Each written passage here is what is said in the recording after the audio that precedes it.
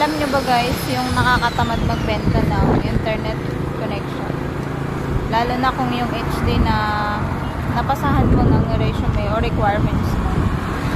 Tag 1 month bago mag-release ng commission. Alam mo, nakakatamad. Katulad na lang ngayon, yung unang HD ko, malapit na mag 1 month.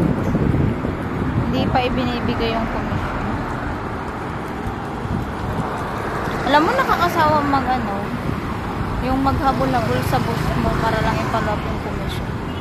Tapos minsan 1 month na wala. Sawa na ako sa ganun.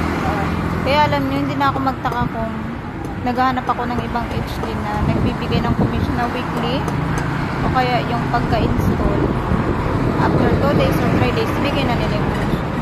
Alam nyo, swerte nyo pag nakakita kayo ng ganong HD.